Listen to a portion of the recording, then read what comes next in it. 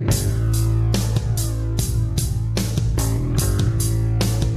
you go. Welcome to The Real Deal on Success. You are in for a treat this evening. We have the man, the myth, the legend, Mr. Munsey Ricci from Skateboard Marketing. Holy crap, yay! What's going on? What's going on, dude? How you been? Amazing. I think the last time we saw each other was in your, which must still be your office, like 25 years ago, maybe 20 years ago, because you were already.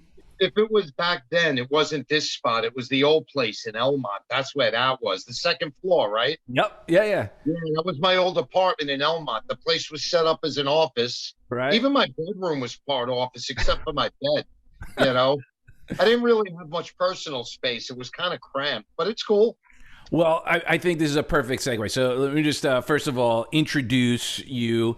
We've known each other for several decades, been in the music industry for, you've been in it obviously for your pretty much your entire life. I made my way out of it, but you've mastered the art of marketing, of radio promotion, and you have focused on metal basically. And it. I mean, would that be a fair thing? How do you veer much out of that world? No, pretty much. You know, I've always focused on the same thing. I mean, if you kind of stray from the path and you don't really focus on one thing and one thing only, you know, you kind of, you know, your thought process, the direction of the company, the way you build and your whole business model, it becomes kind of introverted. Mm-hmm. And you spread thin, and you never really get the groundbreaking, you know, result that you really want to get. You know, so the one thing I always learned is to try to stay focused and just do what I do best, and that's metal and hard rock. You know, and actually and everything else that kind of goes along with it, whether it's hardcore, industrial, you know, or it's even like, you know, crossover, whether it's suicidal or, you know, leeway or something, depending on who it is. But, you know, if you stay focused and keep your business model in one direction, you know, obviously, and you don't spread yourself thin, obviously you can never go wrong, you know? Amen.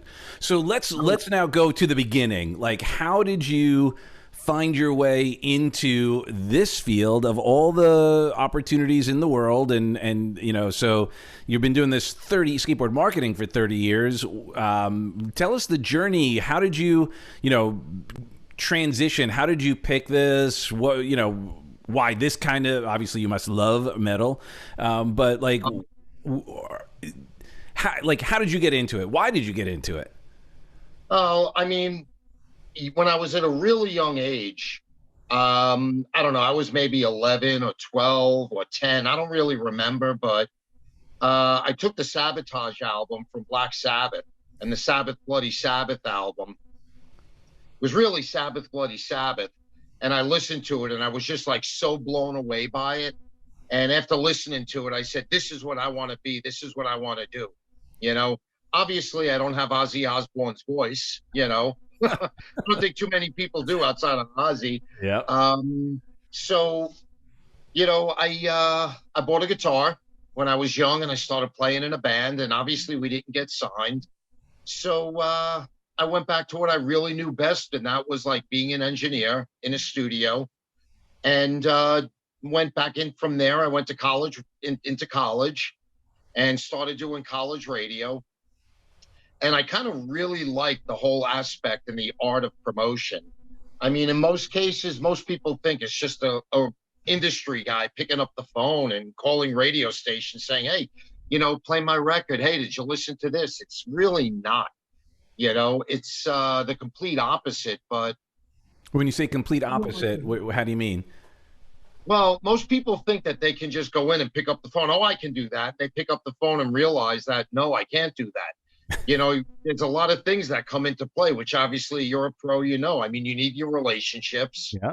You know, you have to like kind of know how to present yourself. You know, you have to know how not to piss people off, and people kind of learn how not to piss you off. And, everything kind of just goes in a circle, and, you kind of learn, oh, so that's how it's done. It's not just picking up the phone and doing stuff, and it's the same thing with a guitar player or a bass player. It's not just picking up their axe and playing a riff. It doesn't work that way. It's got to be from the heart. It's got to be something that you feel. So I just kind of decided at that point that's what I wanted to do. So I went from there. I went to Combat Records, and I was working part-time for CMJ Media. So I used to go in on the weekends and collate the magazine, and I would write some sporadic editorial, so, in the magazine. So that's kind of where I honed my skills and I learned until I wound up at PolyGram Records in 1989. And I created the first metal department for the label. And there, I guess, is kind of really where I kind of really learned the art of promotion. Everybody that was there at all, like, who were doing national along with me, all went on to become CEOs or vice president, general managers of major labels. Wow. Yeah, like Brenda went off to be CEO at Interscope, and Joe went off to be VPGM at RCA, So, I mean, a lot of talent really came out of, that whole promotion department from the 1989 to early 90s era. Did you have like a mentor, or like how did you, obviously it sounds like you had a lot of School of Hard Knocks and you were trial by fire.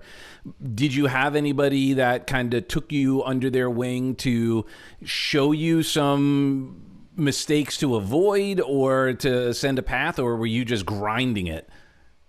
Oh, yeah, I definitely had some people teaching me and mentoring me along the way. Obviously, David Leach was one of those people, and, Joe Riccatelli and Brenda and, all of them kind of really taught me stuff that I know today. And even back at Combat Records, Alan was everybody's boss. And he had said to me one day, all you have in this business is your reputation. Don't fuck it up, So I kind of took those words of wisdom and said, okay, you just don't go do stupid things, because when you do stupid things happen. Yeah. So that's where I kind of really built on that. But dude, you never stop learning. Right. Here it is. It's 30 years later, and every day I get into the office and I start doing something. I'm like, why didn't I think of doing that 10 years ago? I mean, things just come to you. You're like, how did I not see that? So that's just the human nature in somebody. As good as you can be at something, you never really see everything until sometimes after the fact. True. Well, and one of the challenges of success is when something is working, you think that that's always going to work. So sometimes we could get hypnotized into a process that is still delivering some sort of results, and we may not veer off of that process, to your point, right? I'm sure it sounds like you have sometimes a delicate balance on, stay in your lane, like you know what works and stay focused. And then sometimes maybe it's like, oh, if I'd done that, it would have done this differently. But at the time, you were doing what worked. Well, I mean, I kind of grew up with the philosophy of it ain't broke, don't fix it. Right. Okay. And that came from my parents, and that came from my grandparents, and probably my great grandparents too. It ain't broke, leave it alone. It's fine. So I've always had a philosophy that I kind of set my whole model up against. And, everything that we've done through that model always seems to work. Mm-hmm. So my thought is, okay, it ain't broke. Don't fix it. Leave it alone. Yep. Now, I know better in some cases. I know what'll work and what won't work. And you kind of always have to change things up and swap it up and, mix a little something else into it to make it work. But for the most part, yeah, you kind of have to figure out that tender balance of how to approach something without messing it up. And if something is kind of in a mess, how not to mess it up even more. Or if you're going to build on something, what not to do so that it doesn't become a mess. Right. So it happens pretty often, a lot in the music industry. Things kind of become a mess pretty quick, you know? yeah, it's kind of the nature of the beast when you think about just the freneticness of the artistry, and then all the personalities, and then obviously the fans and what's going to get them on board, and it's I mean, you're essentially a psychologist in many ways, and like, how can you present something to multiple angles, right? You've got the artist to deal with, the label to deal with, and then the end user, and they all have different needs, different wants, different everything, and that's you may or may not be conscious of how brilliant the gig you have is, and how brilliant you are to execute, because I'm sure there are plenty of what should I say, bodies on the side of the road in the industry who have not been able to make 30 years, which is insane. I mean, first of all, congratulations. That's like, that's groundbreaking. So you shared, like, you stayed in the metal rock thing. Did you ever veer off and find out the hard way that, oh, maybe that's not going to square peg round hole? Nah, I mean, I remember those kids from school. They give you a circle and a triangle, and you had to put it through the thing. You're like 3-4 years old in preschool, and some kids would pick up a hammer because it wouldn't fit. We'll make it fit. Yep. And they would like make it fit. I was never kind of really one of those kids. I mean, you got to realize there's a lot of talent and a lot of people that came from labels and management companies and radio. And a lot of times, the success and the length of your career isn't so much by your talent and your ability to make stuff happen, as much as being in the right place at the right time or the right position. Mm-hmm. If you look at it from radio, at some point your station is going to get sold. Right. Okay. The station's going to flip formats, and it doesn't matter whether the station has stick or not. You're going to get sold. It's going to flip formats. A new PD comes in, a new consultant comes in, and what happens? He cleans house and he brings in all fresh blood. And you're going to get that everywhere, especially at rock radio, because it's a very young driven format. But you notice the people that have the most longevity in radio are the production guys and the engineers, because in production, all you have to do is know how to work a board and edit and put jingles together. And you could be 80 years old doing the gig for 50 years. Yeah. So, it's kind of cool, but, a lot of radio stations aren't going to put a 75-year-old guy on air unless he's been on air for 50-something years, like, like an icon. Like, you look at Scott Muni or, Carol Miller and some of the old New York jocks, they've been on the market forever, and rightfully so. They're a staple mainstay. You don't want to take them off air. Right. Is Fingers still on air? Yeah, sure. Fingers does, he does 2 to 7 on BAB. Fingers Metal Shop is no more, unfortunately, but he does 2 to 7 Monday through Friday on BAB still. So that's cool. Yeah. And I spoke to him actually late in the week, last week. I spoke to him. Man, that total brings back memories. I lived on Fingers Metal Shop. That was badass. That's wow, memories. So here's an interesting thing, and I'd love to hear, share a little bit like what a day in the life of is, but it's changed. So you shared about how you knew, that radio stations are going to flip formats, are going to get sold. I just think of WKRP and, how that whole thing, they went through some challenges. So people, to understand, I guess, kind of what that might look like. But then satellite came in. Did that change how you did your work, or did a lot of the guys that you had relationships with in terrestrial go to satellite? Did that have any impact in the way that you worked? No, not at all. Actually, in essence, it really helped us. Oh, great. Because the whole concept of satellite radio is brilliant. And especially HD radio, the only downside of HD is not every car has an HD stereo. Right. Okay.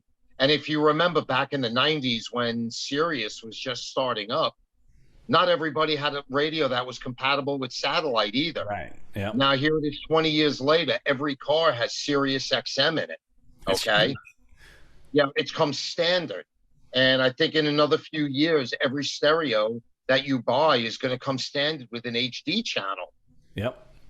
And the beauty of HD is that when you stop and you look at, you know, a lot of stations, like let's say KLBJ in Austin, you know, I mean, No Control is the metal show, and it's a few hours, but they also have an HD channel which runs 24/7 all metal in the market.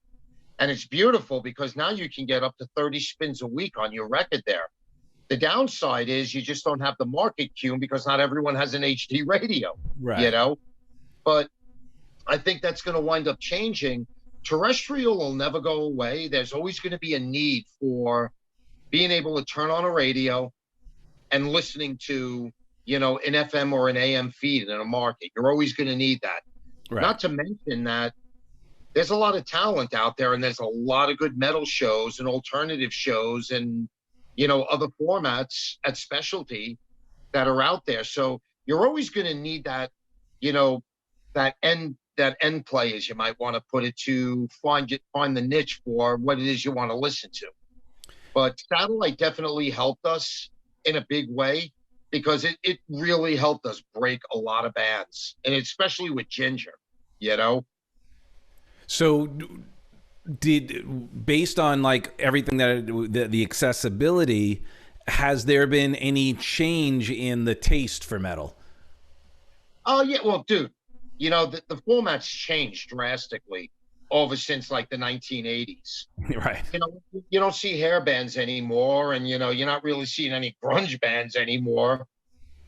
The one thing that never changes with metal is that when it comes to old school traditional metal, whether it's power metal or old school thrash or just good old fashioned hard rock bands, it's still the same. It's just a newer style, different people, different songs, and different everything. And in some cases, the production's a lot better, Mm-hmm. you know, because, you know, some of them really learn to program in Pro Tools. And, you know, all they have to do is go somewhere and mix and then master. And what would have cost like 50 grand to make a record, you know, 30 years ago, now just costs you $5,000, you know? It's beautiful. Well, and also, I mean, I dealt with that directly. That was kind of I saw the writing on the wall for what I was doing as a producer. The first record we had, I think it was close to 200,000 as the budget, which was pretty low at that time. Then they got dropped, and this is what Pro Tools was out and stuff, but it hadn't like blown up entirely. They got dropped, and then the manager went back, was like, no, you know, give us another shot, and like, tell you what, we'll give you 50 grand, buy a Pro Tools rig, and just make as many songs as you want, and then bring us a record when you're done. Don't hire Doug, don't do any of that, just do it yourself. And savvy artists loved it. Because like I could just wake up, I'm inspired. They were really talented. So to your point, I think it opened up a lot of new ways for people to be creative because they didn't need an engineer to be sitting there cutting tape or, you know, throwing all the big mics and, you know, all of that. They really were able to do it in the box. And now, as you know, I'm sure you've heard the stories of people doing the tracks at their house, the drum tracks, sending it over to the next guy, and then they lay down the tracks at their house, and then the record is done, and they were never in the room together. Yeah, dude, that happens pretty often. Yeah. You know, and a lot of our roster, when they get a guest appearance, once they have everything, they make a copy of the hard drive, and they send the hard drive out. Yeah. They go in the studio, they knock it out wherever it is, make it, you know, back it up, and then send it back to them. Yep. It's beautiful. Yeah. You know, that's the beauty of digital. It's easy, you know, very easy. You know, and it sounds good because I think at first there was it wasn't quite as good as it is today. Oh no, not at all, dude. I remember back in the day, digital was just coming up, and it was such a nightmare to work with. Yep. Because nobody really, you know, fathomed how the system worked. But once you figure it out, it's that simple. It's Oh yeah. really easy. Yep. So walk us like a day in the life of like well, actually two questions. One, first of all, skateboard marketing, where did that come from? Okay. I had just started the company and I didn't have a name. And I was on the phone with one of my stations. It was actually Chris Payne from KZRQ in Reno.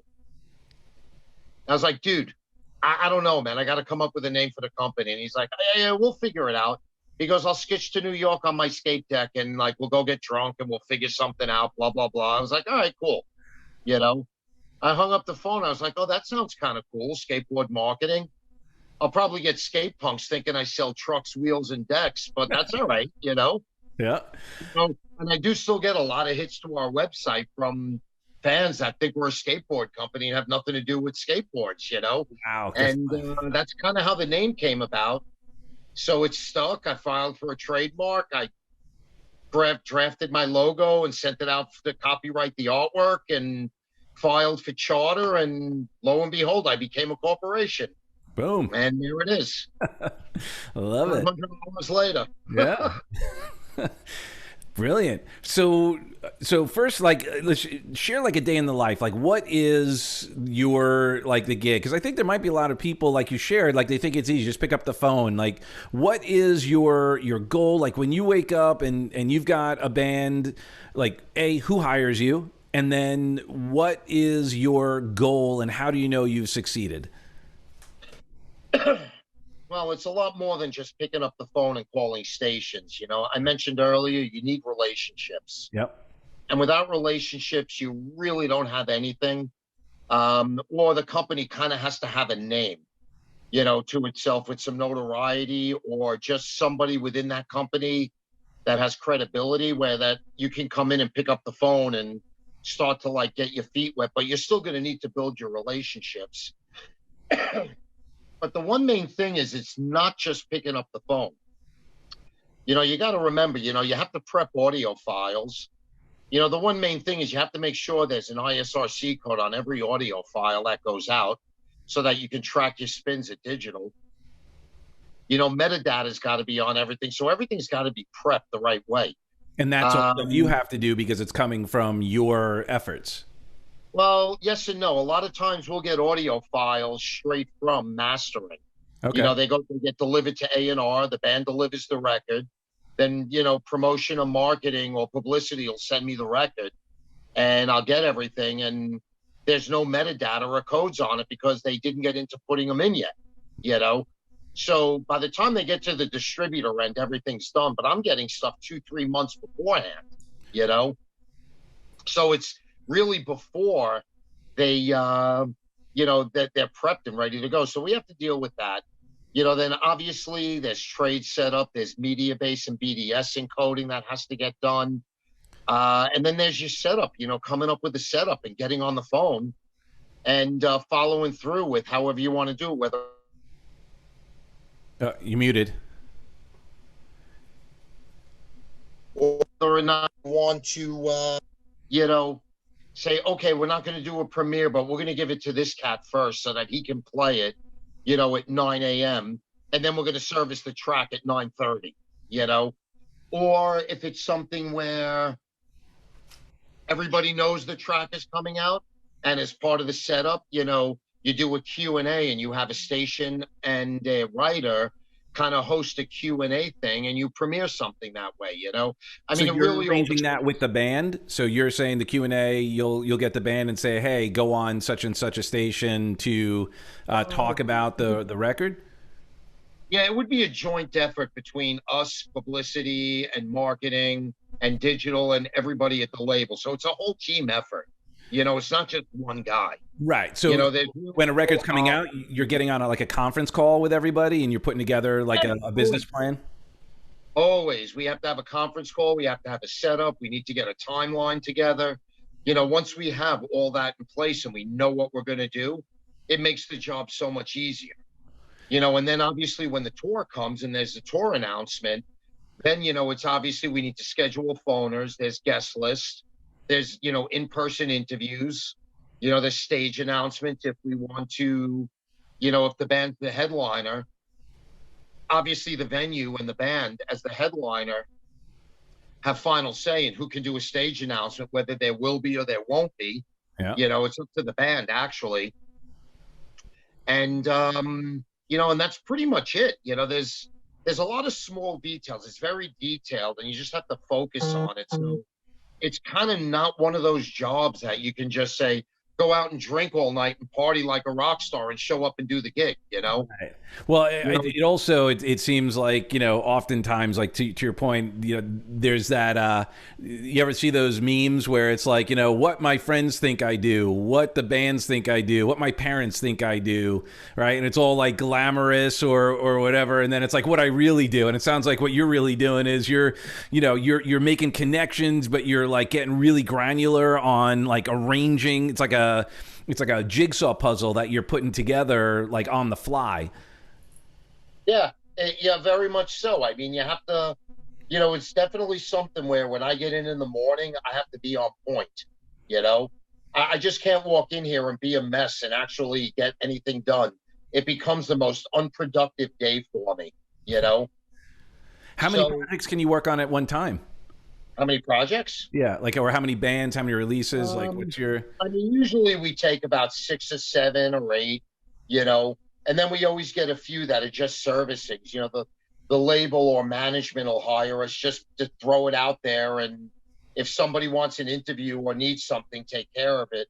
And I could take 20 of those all day, every day, because there's really not a lot of time or effort that has to go into it, Right. It's just servicing it and getting it out there. So I've always liked to focus on about 7 or so, 8 at the most every month, because that's a good number where I can deliver and get results.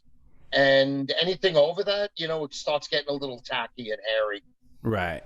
So when, to put a timestamp on this as well is when COVID and lockdowns and, shows and, stopped going and all of that, how did that impact you? Did it? And were you, what did you do about it? Well, it didn't slow us down at all. We actually got busier because bands were home. They had nothing to do. And at that point, what's there to do except release singles to keep streaming numbers up? Right. So we were throwing a lot of singles out on, radio samplers just to keep streaming numbers moving, Then bands started doing the live streams, and if they were in Europe, it was like €5 or €10, and you got a live stream, So that's how a lot of artists survived during that. But radio and press and digital actually got busier. I just feel really bad for security and event staff and venues, all the way down to catering and the tour bus and, the girl that shows up who is the massage therapist backstage at every show. Yep. I mean, that's their bread and butter. And for the last year and a half, everyone's been sitting home, not being able to do anything. Yeah. And, and it's kind of frustrating. I think that they really didn't need to shut everything down. I just think they really needed to take a little more precaution in what you had to do and how you had to do it. That's really all I think, and we would have been fine. Kind of like the way you take on a project. You kind of have all this information that comes in. You have these challenges that you have. You think through it. You go, okay, let me look at what are the consequences of this? What are the consequences of that? What can I put in place should that happen? And then you just think it through, and then you succeed. Prepare. I've done pretty well with it. I guess maybe I have a knack for it. I don't really know. I mean, that's just what we do. Yeah. And when you have the knack for something, it's cool. But believe me, you also see it. It's a curse because you see when it's not being done.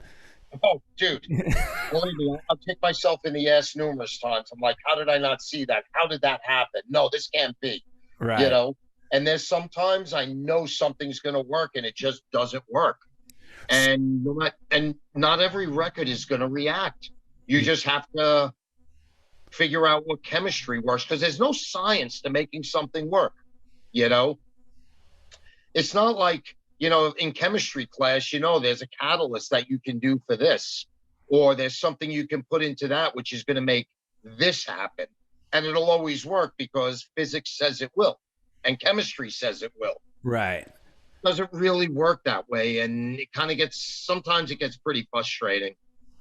I know. So, was there ever a record that you heard and it came, like when you got it, you were like, this is insane. Holy crap, it's going to blow up. And it didn't. And then has there ever been a time where you got something and you were like, this is crap, and it blew up? Yeah, it's happened quite a few times. I don't want to mention artist names, but yeah, it's happened pretty often, and it will continue to happen. You know, that's just part of the gig. It's one of the things you have to accept in your career, that you're going to get stuff you think that you envision is going to be amazing, and nothing happens. And then you get a record like, I don't think that's going to do anything. You throw it out there and it blows up. Yeah. I'll share a story, since it's not one of your artists or anything, but it was a funny thing. Do you know Shane Keister? Do you remember Shane? It's more. No, he was a country guy. He played with Elvis. He's played on like every major record. And he goes, dude. He goes, I just sometimes I can't pick them. He goes, I remember I was on this gig, and I played, did all these songs, and there's this one song. It was Kenny Rogers, and he's like, this one song we came out, and I said to Paul, the drummer, I was like, dude, I don't get this song at all. I don't get it. And the drummer's like, dude, this is a hit. And he's like, I don't know. It's just something. I just don't get it. It was Lucille. Wow. So, like, you never know what mood you're in or how something hits you as well at that time, right? So again, like that chemistry, there's so many other things at play that the great news is that doesn't affect you. Like you don't. I'm going to hallucinate. Your passion is about the work, that you don't hear a song or give extra favor because you think that it's going to be huge. You do what you do because you're a professional, and then how it works out, you get to celebrate or be confused if it doesn't do what you think it's going to do. Yeah, I celebrate a lot and I get confused a lot. That's just nature. That's just the nature of the beast, And you just learn to live with it, and you learn to take it as a grain of salt. And once you kind of teach yourself, okay, this is what's going to happen, and you know how to handle and how to deal with it, the gig becomes so much easier. So what do you do, like, if you're having a bad day or a bad moment or something doesn't go the way you hoped or had planned? Because there's a lot of moving parts that you've got moving. How do you adjust? What is like something you do to get yourself, as you shared, to get refocused? Ironically, my personality, I'm always focused. It's just my personality. But if there's a firestorm and everything just becomes an absolute mess, I'm like, okay, it's been happening like this for the last 5 hours. This is insane. I'll light a cigarette and I'll walk around the block a couple of times. And I come right back in the office, make a cup of coffee, and sit right back down at my desk and handle it and get it done to the best that I can. I've never really had a problem with with dealing with the stress or dealing with a firestorm. It's going to happen. Mm-hmm. You're going to have a firestorm with every job, every line of work that you do. It's going to be there. So the two things that I'm hearing and want to just point it out to help people also deal with, because like you shared, they're always going to come. So what you do is you essentially change your state.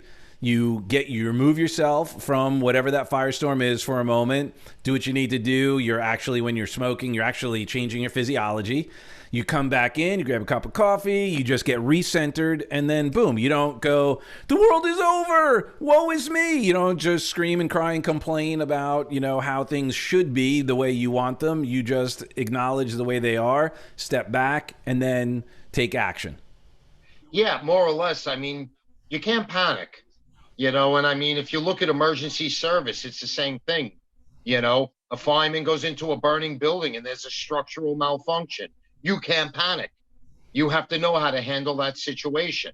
Yep. The police department, a guy's robbing a bank and he comes out and they start shooting at each other. You have to be trained to know how to deal with that situation. It's the same thing in every line of work. Yep. You just learn and teach yourself how to focus and how to take care of that. And it's not very hard, you know. It's not hard at all, you know. I mean, I've had some pretty bad firestorms in the last like 35 years, and I'll tell you, that's the thing that works the best for me. I'm like, all right, this is an absolute mess. I'm gonna go smoke a cigarette, walk around the block. I come back in, I sit down, look at everything without anything in front of me, and handle it, and it gets done. Love it. So when it came to, you shared about, you're putting in the QR, the codes and all of that stuff.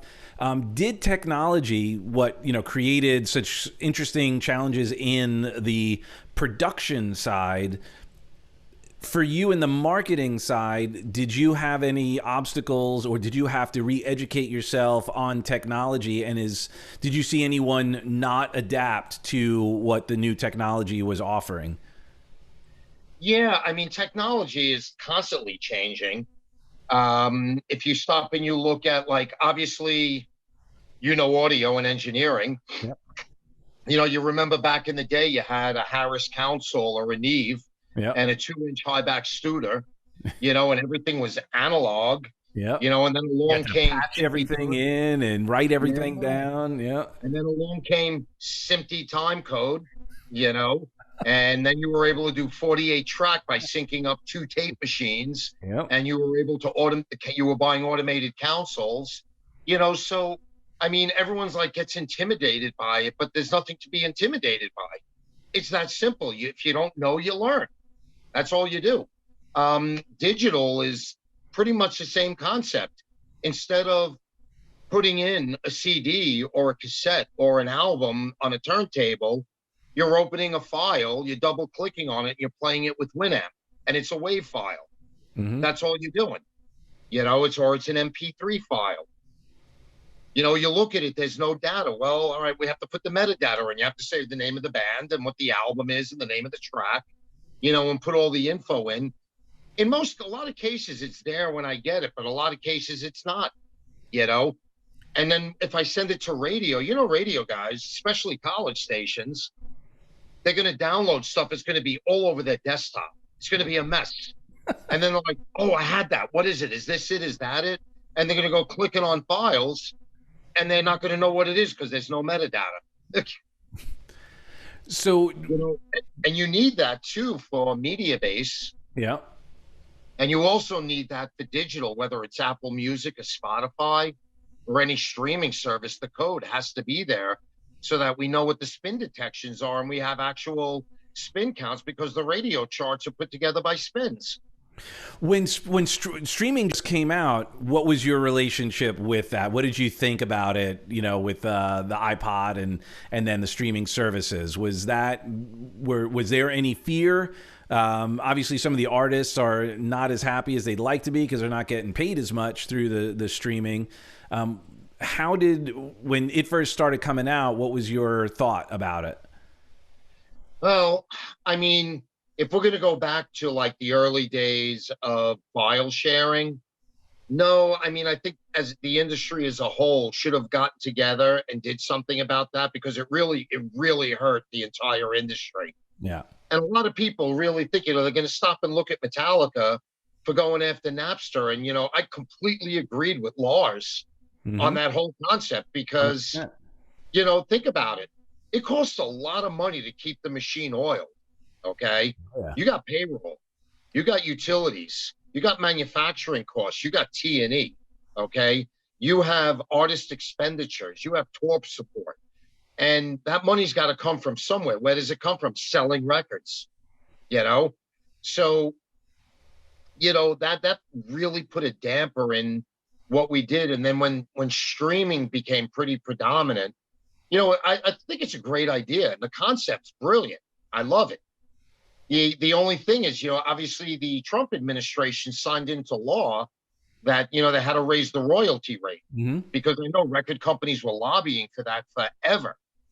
But I guess Congress never set the rate. And I don't really know the protocol on how you have to go about, Congress has to go about doing that. But, it's already signed into law. I guess nobody figured out, like, well, what are we going to make the new royalty rate so everybody can actually get paid for their work? You Right. know, It's so widget. I'm confident that eventually they'll work it out, and that we will have everybody's going to get paid a little bit more, because mechanicals is still king of the hill. Yep. Yeah. So what advice, or what are you seeing also with the fact that the cool thing about the technology, it's now you can create kind of your cult following. You could not be signed now and be able to get your music out the way you never could 20, 30 years ago. Yeah. How, like, have you ever been approached by an independent who wasn't signed and they were like, hey, Munsey, can you get me on the radio to start, promoting?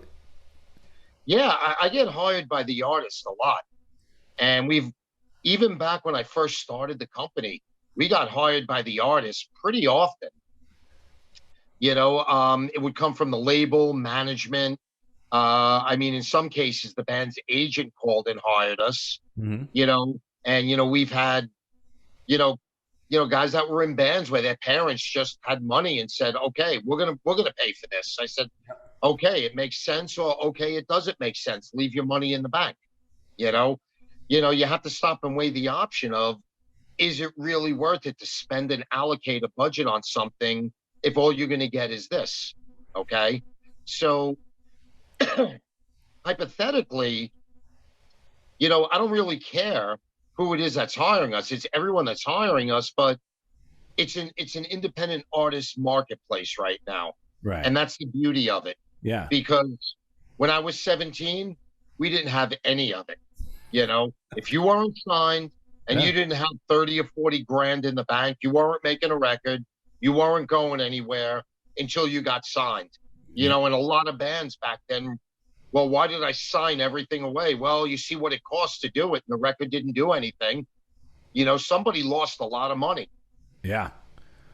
So, yeah. Well, that's, and also one of the things that I notice, I think for, your experience has been really kind of special and cool, because you've been at labels at different size. So like some of these giant labels, these behemoths, don't have the same flexibility, and they have a real difficult time bringing a band from zero to hero. Whereas the smaller labels have more passion. They have more. They seem to be more nimble, and they're doing more like co-oping and bringing bands together and creating those amazing opportunities. Is that still the case? Yeah, dude, nothing has changed in that aspect from independent artists. We still see a lot of small bands make their own record. And one fine example of that was the band Nothing Face. I know you remember those guys. Mm-hmm.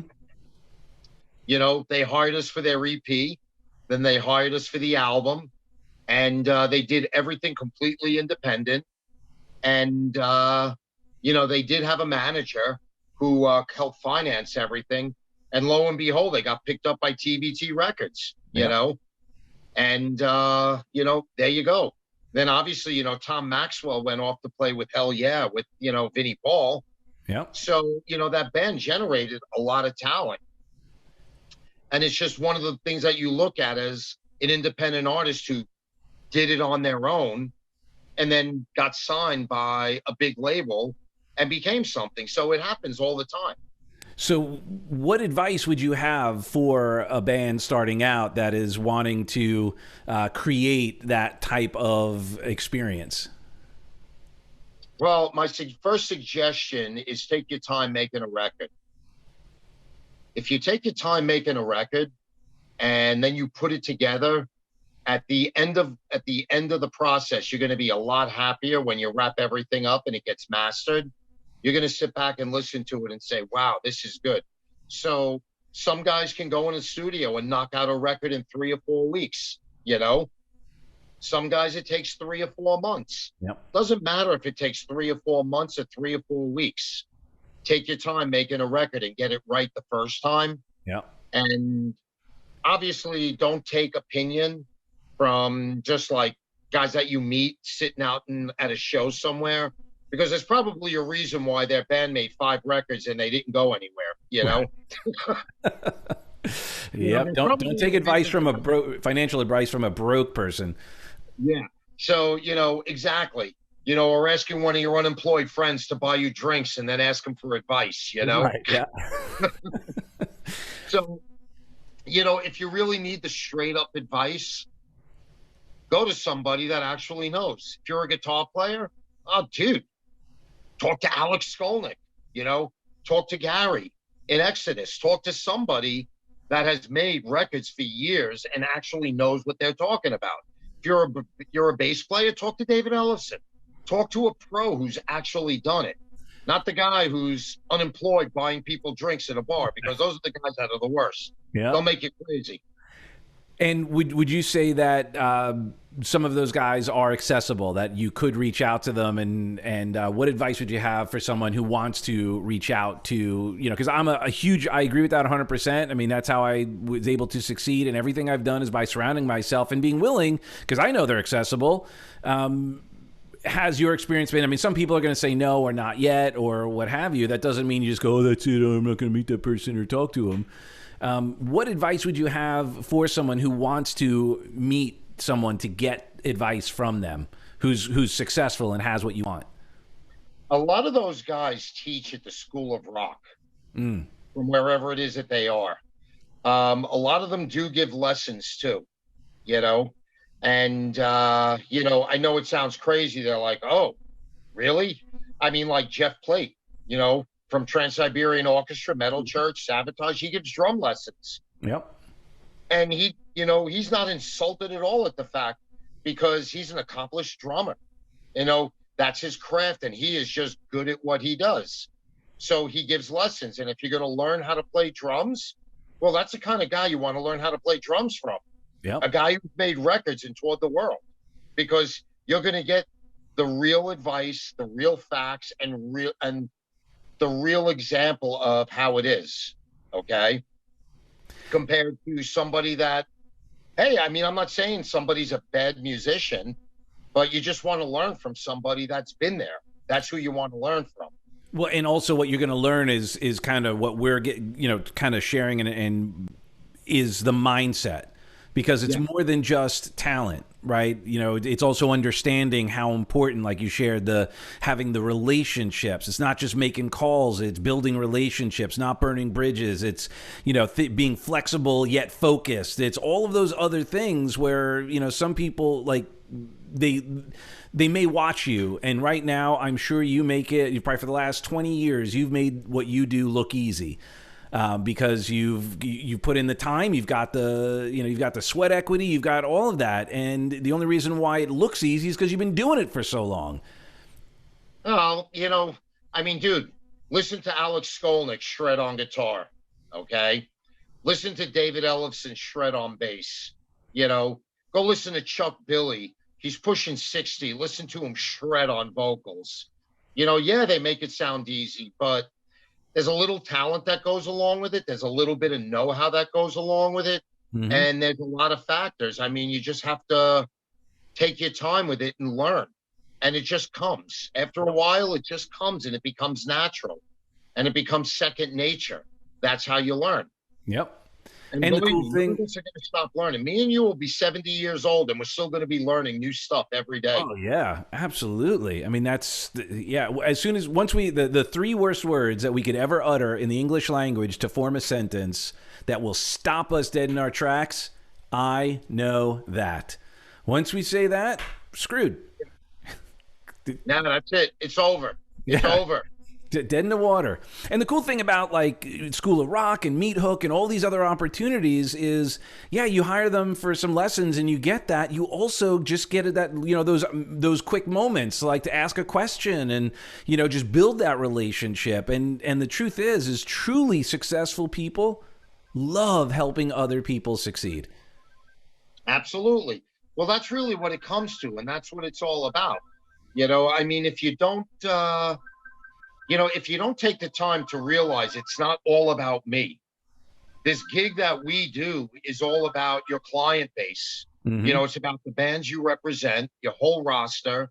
It's about the record companies and management and the band's agent, you know, and everything all the way down to, you know, the girl working the ticket window at a venue.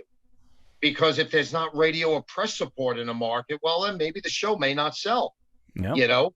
So we all have to kind of jump in and work hand in hand to make something happen, you know? And the beauty of a lot of the fresh blood coming in is that you can always tell somebody with talent. They always have an idea. Yep. You always can, like, hey, I got an idea. Let's do this. Let's do that. I'm like, no, that is definitely not going to work. Well, why didn't I think of that? Right. You know? Yep. So it's be one of two things. So it's, you know, it's always a good thing, you know, to like look at the perspective from somebody coming in, you know? Yeah.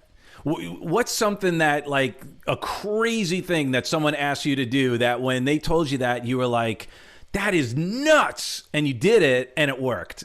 Was there something, you don't have to mention the band necessarily, but was there like a particular thing that you remember, like, man, when we did that, I thought that was, you know, we were kind of taking a chance, but it was brilliant? Yeah, you know, I've had a few of those that have come along. You know, the band really wants to do this. I'm like, that is utterly insane.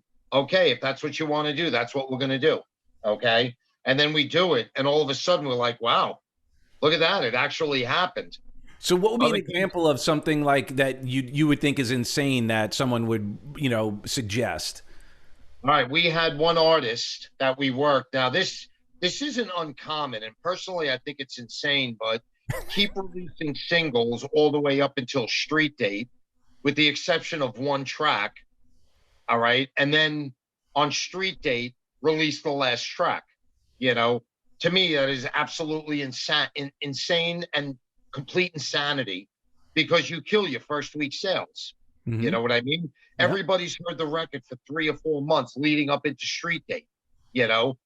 Now, I kind of always suggest not doing it, but in a couple of cases, management insisted on doing it. We said, okay, and we did. And it actually did work in 1 or 2 cases. And in many other cases, it didn't work. And it was the same thing as I figured. First week sales on SoundScan were like, they did what? Oh, it was like double digits. That's it.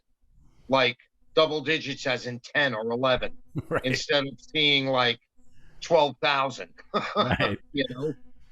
So you bring up another great point, and this may or may not have contributed to some of the challenges and demise of some of the way things were done back in the 90s and the early 2000s.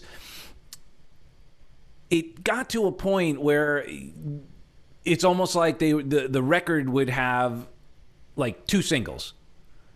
Like where, you know, we had gotten to the point where there were some records where like almost every song was like a huge hit, or at least awesome. And then it got to a point where it just felt like, okay, they gotta, you know, it's like they hired a songwriter to help them write this, you know, 1 or 2 cool single, and then the rest of the record was not as good. Is that still happening? Did you notice that as a pattern back then? Now, that's a little more probably pop music than metal, but no, same. You really, in metal, I mean, you don't really get a lot of that in metal. You do have people come in, but when they bring in a guest appearance, they're going to bring in a guest appearance of, hey, let's get somebody good. You know what? I think Ted from Death Angel would be ideal for this. Let's ask Ted if he wants to do this. Right. You know, you get a guest appearance.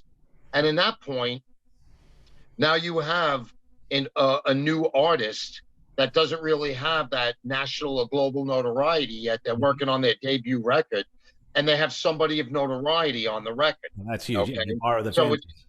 Yeah, so it kind of gives the band some credibility. And, you know, obviously a lot of well-known artists sometimes don't like doing it because it depends on the band. You know, a lot of bands will ask you, but, you know, if they're going to listen to the tracks and be like, I don't like it. I don't want to do it, you know? Have you ever orchestrated any of those kind of situations? Have you ever, you know, put together a super group or reached out and said, hey, you know, it would be really cool if, you know, we brought so-and-so on? Nah, I mean, it's always been a long-standing point in the industry not to interfere with the band making a record Uh-huh. or what they want to do when it comes to picking band members. Let the band make a record, let them deliver a record, and then if the late record company picks up on the option, then it comes to us and we'll go to work. Okay. I don't want to be that guy that say, our radio promo guy told us to do that, Right. you know? Okay. And then when something becomes an utter mess, they're like, our radio promo guy told us to do that, and then you look like a schnook, Keep clean. No, and I think this is all instructive because you're demonstrating, again, your philosophy of staying focused and doing what you know best and delivering so you could be consistent. And that's what people need, is that trust. They can trust you. They know that you obviously know what you're doing, and they also trust that you're not going to get out of your lane, that you're going to just be a master at your craft without trying to juggle something while you're also shooting yourself out of the cannonball. Yeah. Brilliant.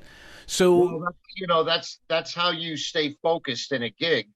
But, it's not only me. That's kind of an industry standpoint. So if you see somebody step in, the only person that should really step in and tell a band, or direct a band or try to focus them on something is their manager. mm-hmm. That's what management is there for. Let the band make a record, and, if something's wrong, he can guide in on it, Totally. So when is your book coming out, or have you already written one? Nah, you know what, dude? I haven't even thought about writing one. I really shouldn't I?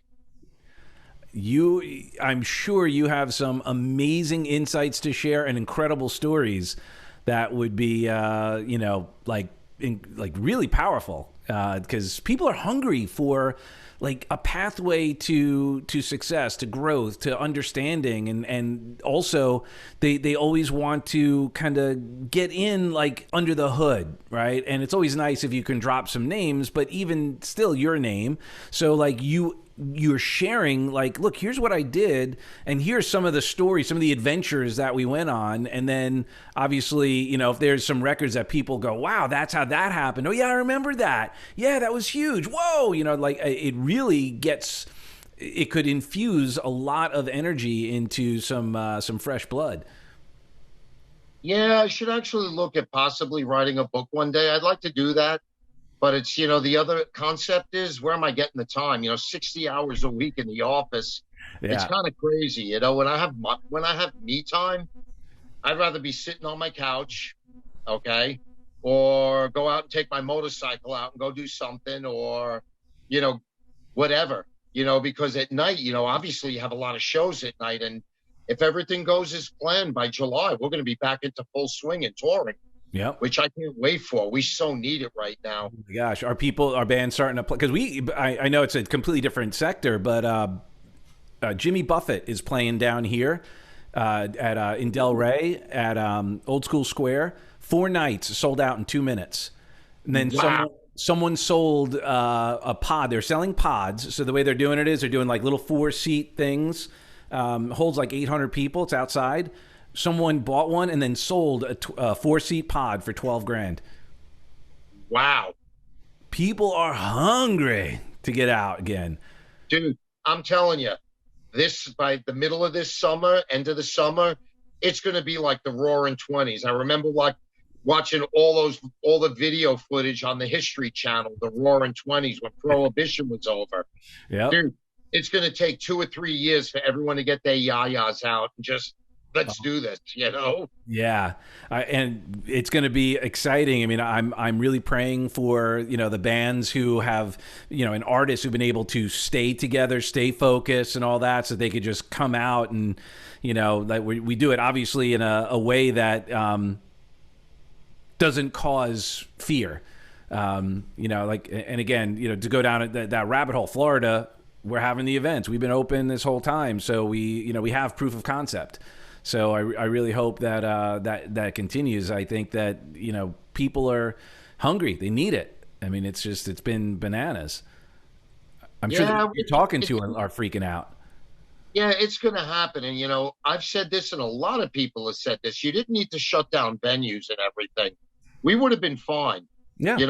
We saw a lot of problems with H1N1 and the SARS virus, you know, but they didn't shut everything down. People were just a little more careful, you know, and that's all you had to be. And I think, now we're probably going to see like an explosion in live entertainment. It's going to be to the point of, I don't think anybody can afford to go to every show. Right. Well, it'll be interesting to see what kind of price points, because everyone's been hurting. So, like, what kind of ramp up are they going to be able to do to get back, back flush again? Because these venues have been losing money. Well, I mean, the one thing I think that's really stopped a lot of touring is you can't put a national act in a venue like, let's say it's the Bowery Ballroom, or, Right. Irving Plaza, or even the Gramercy. You can't do those at 25% or 50% cap with a national touring act. Yeah. You're going to go broke before you even turn the lights on. Yep. Or you got to charge like $5,000 a ticket. Yeah, you're going to be charging $150, $200 a ticket. Okay.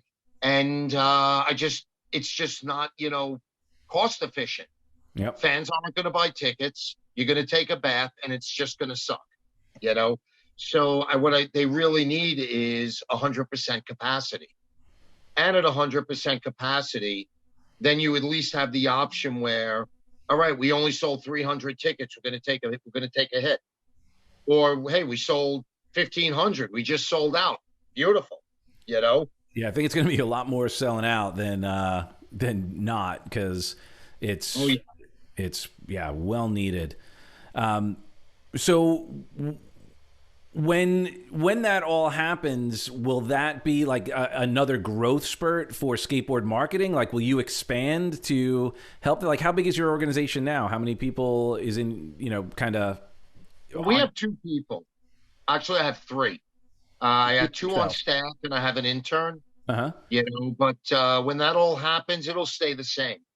Okay. The one thing I learned is when things get busy and you grow, eventually things will not be as busy and you have to downsize, So when the roller coaster is up, it just means you're out insanely busy. When the roller coaster goes down, you have a little breathing room, and that goes both ways, financially and workload. Yeah. So, if it was to the point of we expanded and had more stuff, like we have Metal Contraband now, but I had to bring somebody in to oversee a lot of that because I can't do it all myself. Right. So what do you see the future of skateboard marketing? Are you do you have a person who is gonna one day take it over, or is like, what's the? I don't know. I mean, I'm not going to be doing this forever. At some point in my career, I've had enough and I need to throw the towel in. I want to sit down and relax a little bit, that day is going to come. And Well, that's who knows? when you write your book. Maybe that's when I'll write my book, and then maybe at that point I'll look at somebody taking the company over, But it's not something that's in your like, you don't have an exit strategy already planned. Nah, I mean, dude, I'm going to be here for at least another 15, 20 years before I get ready to retire, So I got some time to really think about it, Totally. So where do you see the industry going? Do you see any like shifts, anything that you think is going to happen in the industry that is any changes based on either technology or desire, or the way things are delivered?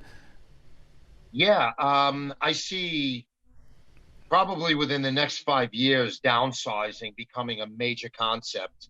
I mean, when I worked for a major label, it was colossal. We had like 5, 6 floors, Right. I mean, legal affairs had their own floor, Yep. and, it was insane, and accounting had like half of the floor on one half of the side with like 25 people. You're not really, that's all gotten to the point of that's just become prehistoric. Right. Of having that many people doing that many things. You know, everyone's going to start downsizing. We're already seeing it. It's getting smaller and smaller, where you even go up to some of the majors now, and instead of 8 floors, you have 3 floors, Mm-hmm. you know, and everybody's consolidated on three. And then in other cases, people are working from home. You Yeah. know, I've worked from home since day one with this company. And I do kind of miss going into an office. I love commuting, you know. Well, I shouldn't say I love commuting. I like going into the office and interacting with people. I like to be around people, you Right. know. But you know, we're going to see a lot of people working from home. We're going to see a lot of people working remotely, and everything's going to consolidate and get a lot smaller than it already is. Yeah. Yeah, I was talking to we talked a little bit about AD, you know, Roundtree, and he's doing all his broadcasts from his house, and he's like, I Yeah. don't want to go into the studio. I don't need to go into the studio. Why would I do that? Everything I need is right here, and I just send everything in. You know, pros and cons to all of that, of course. You know, depending on also how hard you're working. Well, you know, Fingers does that at BAB, Voice Tracks at Home. Yep. You know, Chelsea, who works in my office, she works at BAB, and she does traffic. She voice tracks at home and sends it in. Yeah. You know, I mean, you're still going to need the air studio, Right. but in a lot of cases, you're not going to need the colossal building that you had with 30, 40, or 50 people in it. Yep. You know, you're going to get a smaller space that's a quarter of the price. You know, you'll have a conference room, you'll have a couple of offices and a couple of air studios and an editing room, and, you know, there it is. That's all you need. Yep. And what's interesting, you know, when you talk about the labels, you know, there was that curve, right? So there was a bunch of the big labels, and then they just started buying all the smaller labels, right? And then they got just so big, and now it's starting to implode, or it's been imploding, where like, oh, you know, maybe we didn't need to have all of that. No, not at all. That's what happens when you grow too fast too soon. Yep. You know, it's always good to grow very slowly, because as after a while you get to a certain point, you start to realize, man, I'm happy I didn't do that. You know, I'm happy I didn't get office space numerous times when Yeah. the roller coaster went down, and I stayed at home. You Yep. know, so, you know, really in a nutshell, I mean, growing is good, but also growing too much and being too big is not good. Well, yeah, it's the geometric growth as opposed to just rocket growth, right? So you're holistic. Very very Solomon of you. You know the story of Solomon and the ring. No, I don't. So Solomon, he was, you know, this may have been Solomon or not, but he very wise man. Or well, no, it wasn't Solomon. It was this king. It was like Merlin. It was the jester. So he goes to his jester, and he's like, you know, I need something that is going to, you know, remind me that, you know, that it's going to be okay. You know, like when things get really bad, I need it to kind of give me some confidence and certainty. But I also need something that, you know, keeps me grounded. So when things are going really well, that I don't kind of lose myself in all of that hype. You know, I need to stay balanced. And so the wizard came back and hands him a ring that just has one simple sentence: "This too shall pass." Wow. So That's right. yeah, so you know, right, things are gonna have the firestorm. It'll pass. We're also It'll gonna pass. have some huge wins, and those are also going to pass. And it's being able Exactly. to ride that coaster and enjoy it, but also know that, you know, I'm also gathering from you, which is instructive, I think, that your relationship with the firestorm isn't that you feel like, this shouldn't happen or whatever. You just know it's coming, and it's part of the fun in its own way. Not to say that you're kind of going, yeah, let's have a firestorm, let's have these things go crazy, but you're also, you know, knowing that it's going to happen, so you don't get necessarily resentful or angry. You just deal with it, and then you get to look back and go, wow, that was effed up. Like, but look, we did it, and you have that sense of accomplishment. Oh, you know, James Hatfield said it all. Ride the lightning. Yeah.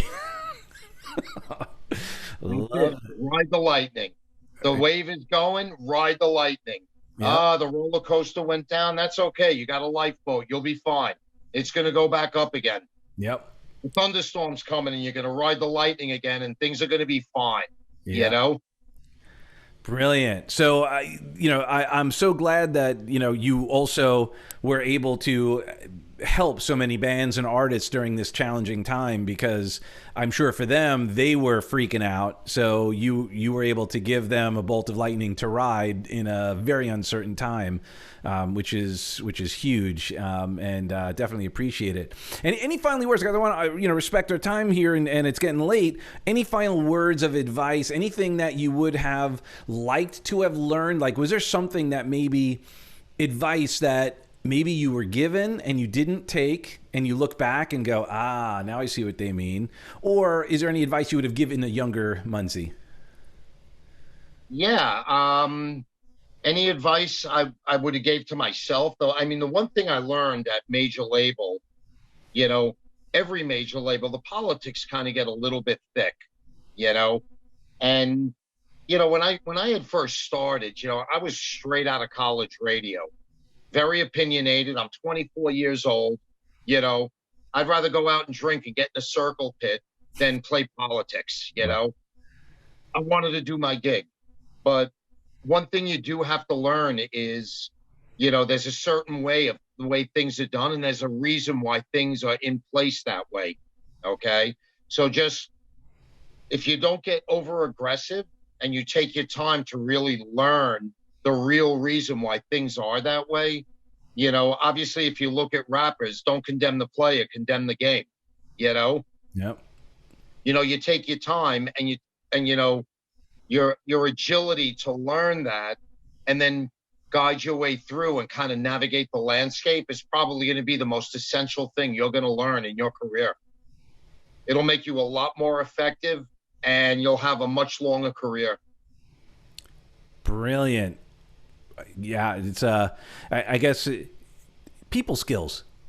Yeah, people skills. You have to be a people person, and you have to be a little smart enough to figure something out. Which I don't know if you were that smart where we can figure it out yet, but whatever, it's fine. Well, I think what we both have also learned is that if we don't know, we could find someone to ask, and have no shame in that. Like, just say, hey, just curious. I have no shame in asking somebody something I don't know. No big deal. To think that anybody would know everything is insane. So I think that, and and here's a little shift around that for anyone who struggles with this. Have you ever given advice and felt really good that someone asked you a question and you were able to help, share some of your wisdom? Yeah, actually, I have. Yeah. A lot of people ask you, like, hey, how do I deal with this? How do we get through this situation? This is a mess. And I just say, hey, this is what I would do. Yeah. But this is me. Right.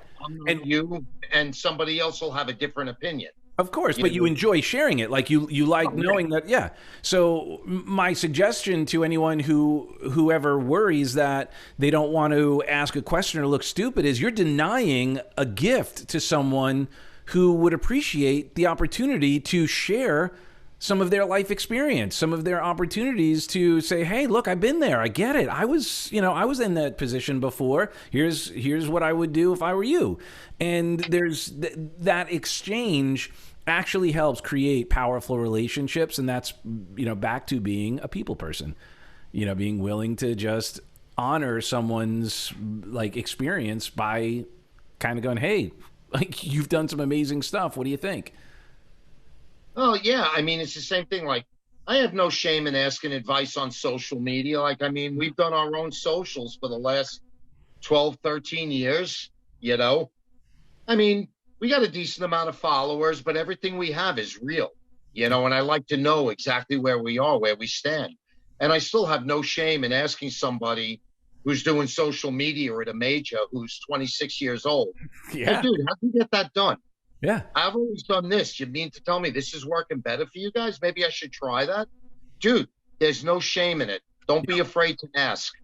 Well, and actually you bring up another great perspective for, maybe some of us who are a little bit older, that we're afraid to ask someone younger than us how they're So doing something, like give them that gift as well, because they know that there's stuff that we've done that they have never done, and they're going to be coming to us at some point as well. So it's, it's really a great opportunity to create that exchange of wisdom and experience.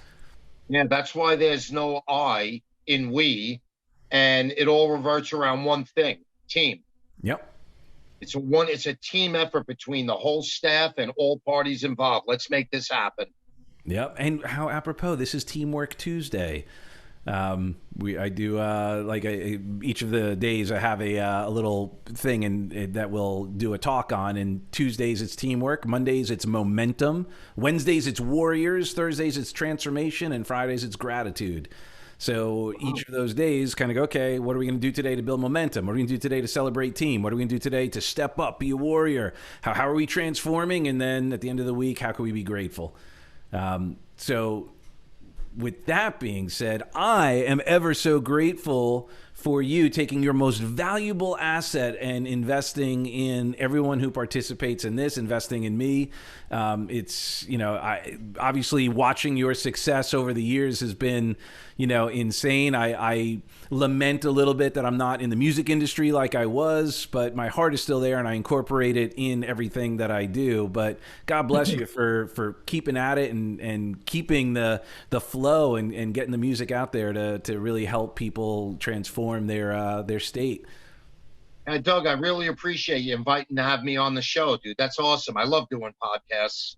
It's brilliant. This is such a, again, great way to technology, leveling playing field, right? That's it. Who knew 20 years ago that anyone could come out and create such wonderful conversations and add so much value? And you don't need a big giant studio. You don't need a radio station. All you need is a microphone, a computer, and a website. Yeah, that's usually the way it works. It's funny how things work that way, isn't it? Yeah. Where there's a will, there's a way. That's it, my brother. Awesome. Well, if there's anything that obviously I could do for you, me contacts, Sue contacts, me resources, Sue resources. I truly appreciate you for who you are and who you aren't. And I look forward to, participating in more rock in the future for sure. And oh, by the way, are you coming down to Florida anytime soon? Maybe. I was thinking about trying to take a quick 1 week vacation in December because I haven't been away in, oh God, about 8 years. Oh, dude. I break for the holidays and I'm just home. And I used to go to Europe for 2 weeks in December every year. Wow. Just by myself. I just pack a bag and go away. And it was the best thing I ever did. Yeah. I got home and I would have to think for about 3 minutes what my passwords were to get back into my stuff. That's awesome. So, I was pretty chill by the time I got home. It was awesome. So I'm thinking I may have to take a week and go to Florida and just sit in the sun and drink a beer and relax, Definitely. If you looking me up and we'll talk before then, of course, but love to do a hang down here. I'll reach out when I'm up in New York as well. It's just we have not been going up as much. We'll start going up again, but yeah, this craziness has definitely created interesting conversations around what we're going to do. Absolutely, brother.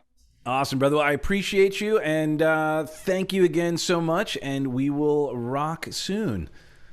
You got it, Doug. Thanks, brother. Thanks for having us on. I really appreciate you taking the time to hear our story. You got it, brother. Thank you.